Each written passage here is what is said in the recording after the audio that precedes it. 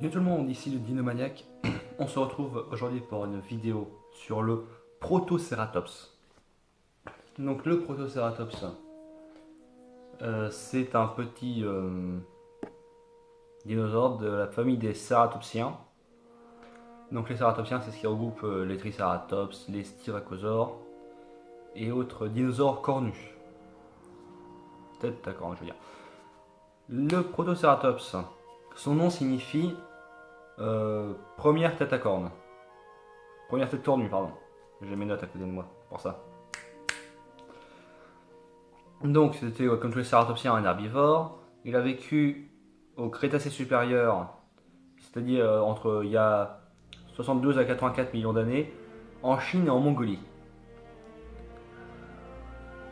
Donc, le Protoceratops, il n'avait pas de cornes à proprement parler.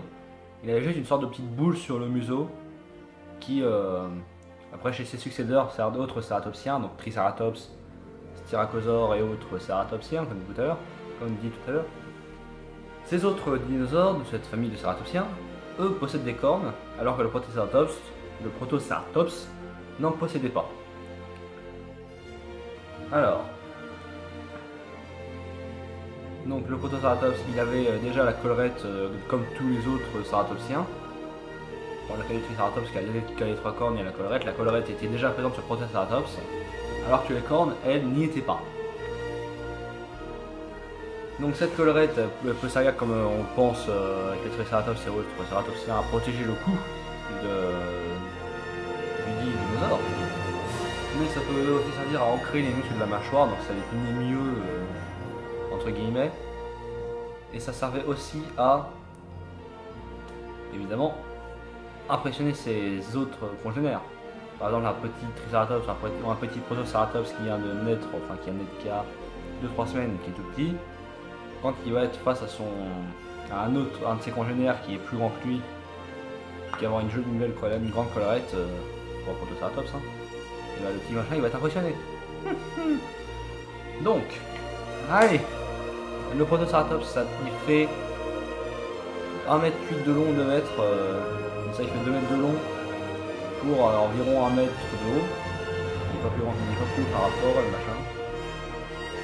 Pour 150 kg. Le machin il est pas maigre. Donc aussi il y a eu deux espèces de Protoceratops qui ont été retrouvées. Ce qui fait que les Protoceratops sont eux-mêmes une famille, donc la famille des Protoceratopsidés, qui regroupe les deux espèces de Protoceratops.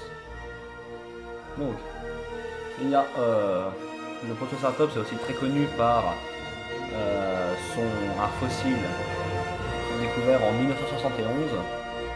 En 1971. Ouais, allez, on y continue. Donc c'est un des fossiles les plus connus du monde parce que il s'agit d'un Protoceratops qui se bat avec un raptor. Il y a une scène de combat qui a été comme figée comme ça dans le temps. Et quand le fossile a été découvert, c'est un truc qui est extrêmement bien conservé.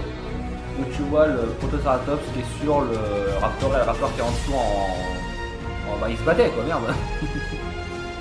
Donc ces deux dinosaures se battaient, ont été recouverts par du sable, une tempête de sable, musulman, un truc comme ça. Ce qui fait que ce fossile est extrêmement connu, bien conservé, et d'une beauté incommensurable.